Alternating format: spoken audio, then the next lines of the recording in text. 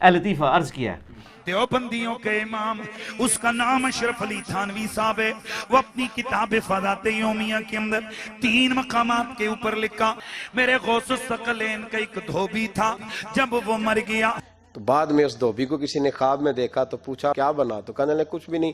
فرشتے نے آ کے پوچھا من ربو کا، رب کون ہے؟ تو میں نے کہا میں تو غوث پاک کا دھوبی ہوں. منکر نکیر آئے، انہوں نے آ کر سوال کیا مر ربو کا، کہنے لگا عبدالقادر جیلانی کا دھوبی ہوں.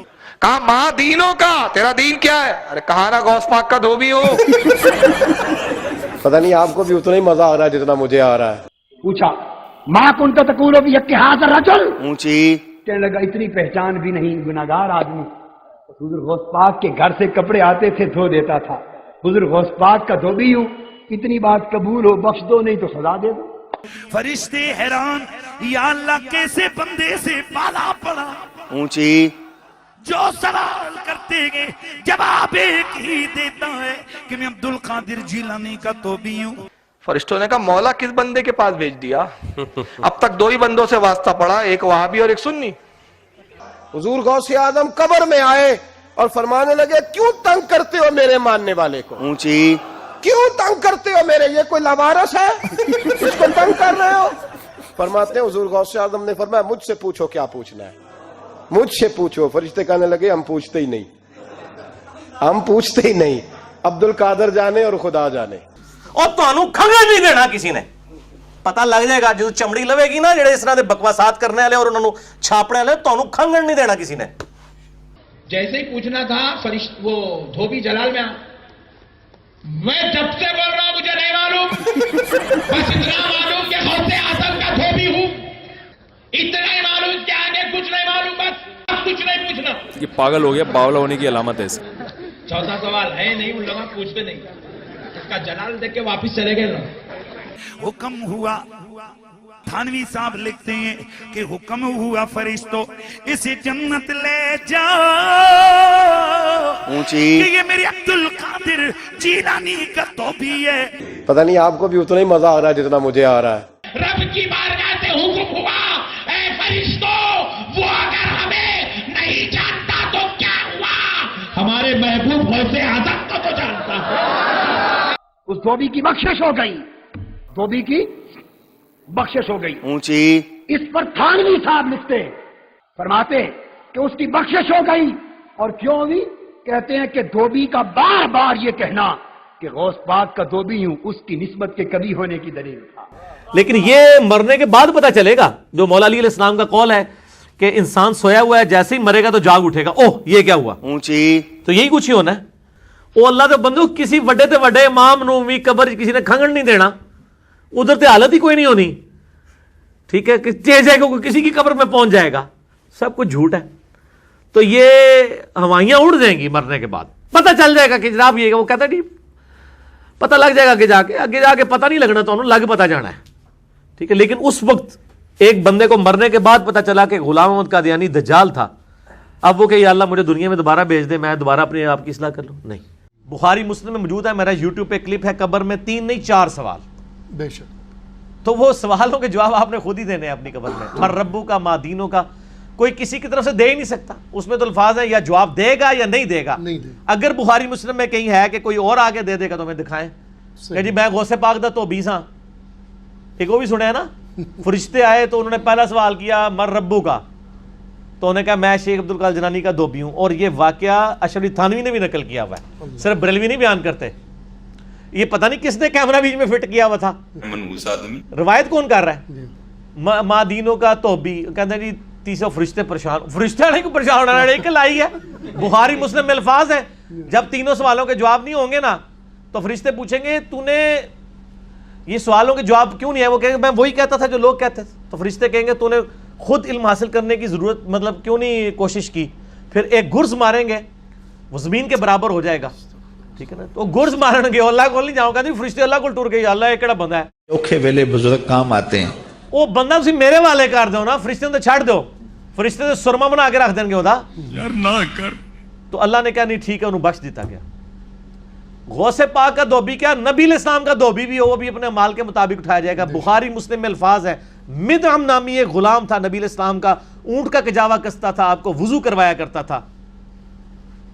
غزوہ خیبر کے موقع پہ ایک نامعلوم تیر لگا، وہ شہید ہو گیا. صحابہ نے کہا بڑا خوش نصیب ہے، شہید ہوا ہے. آپ فرمایا تم اسے شہادت کی خبریں اور یہ سنا رہے ہو، خوش نصیب ہے؟ اور میں دیکھ رہا ہوں کہ اللہ تعالیٰ نے اس پہ آگ کی چادر ڈال دی ہے، جو اس نے مال غنیمت کی ایک چادر چوری کی تھی. تو اسی غوث پاک دے تو بھی لے کے بیٹھے ہو اوکھے ویلے بزرگ کام آتے ہیں. اور کوڑ مارنے بند کر دو. اور بخاری مسلم کے الفاظ ہیں، مشکات میں بھی مال غنیمت میں چوری کے بیان والے چیپٹر میں آپ کو حدیث مل جائے گی. صحابہ کہتے ہیں اگر کسی نے ایک رسی بھی اٹھائی تھی نا، وہ بھی اس نے بیت المال میں جمع کروا دی. یعنی لوگوں نے کہا یہ رسی ہے نا، اس کی خیر ہے، اٹھا کے لے. یہ صحابی میں فرق ہے اور عام آدمی میں. جب ان کو حدیث پہنچتی تھی فوراً توبہ کرتے تھے. یہاں لوگ پورے پورے پلاٹ اڑپ کر جاتے ہیں لوگوں کے. جامع ترمذی میں حدیث ہے کہ سیدنا عثمان غنی رضی اللہ تعالیٰ عنہ علیہ السلام کے بارے میں آتا ہے کہ وہ جب کبھی قبرستان جاتے تو اتنا روتے کہ ان کی داڑھی آنسوؤں سے تر ہو جاتی. تو اصحاب پوچھتے کہ آپ کے سامنے جب جہنم کا ذکر ہوتا ہے آپ پہ اتنی خشیت طاری نہیں ہوتی، لیکن قبرستان میں قبر کے سامنے یہ معاملات آپ کے ساتھ کیوں ہوتے ہیں؟ تو انہوں نے کہا کہ میں نے نبی علیہ السلام سے خود سنا تھا کہ قبر آخرت کی منزلوں میں سے پہلی منزل ہے، جس کی یہ منزل پھنس گئی اس کی اگلی منازل مشکل ہو جائیں گی، اور جس کی یہ منزل آسان ہوئی اس کی اگلی منازل آسان ہوتی چلی جائے گی. یہ وہ شخص کہہ رہا ہے جسے 3 دفعہ جنت کی بشارت ملی ہوئی ہے. ہمارے پاس کوئی جنت کا ٹکٹ نہیں ہے اور ہماری بے پرواہی اپنے عروج کے اوپر ہے. اسی کو پنجابی میں کہا جاتا ہے نا، عقل نہ ہوئے تے موجیں ہی موجاں، عقل ہوئے تے سوچیں ہی سوچاں. جسے عقل نہیں ہوگی وہ موجیں مارے گا کیونکہ اسے پتہ نہیں ہے نا، لیکن جسے عقل ہوگی وہ سوچے گا کہ یار یہ معاملہ تو بڑا خطرناک ہونے والا ہے. صحیح بخاری میں حدیث ہے، نبی علیہ السلام نے فرمایا آپ ایک جگہ سے گزرے، کچھ اصحاب آپس میں یعنی ہنسی مذاق کرتے ہوئے ہنس رہے تھے، تو آپ کھڑے ہو گئے. آپ نے فرمایا جو کچھ میں جانتا ہوں نا، اگر تم جان لیتے تو بہت کم ہنستے، زیادہ رویا کرتے. بہت سیریس کیس ہونے والا ہے. صحیح مسلم میں حدیث ہے، آپ علیہ السلام فرمایا میں نے ارادہ کیا کہ میں اللہ سے دعا کروں کہ تمہیں عذاب قبر سنوا دے. دکھانے والی تو کہانی ختم سر، سنوا دے.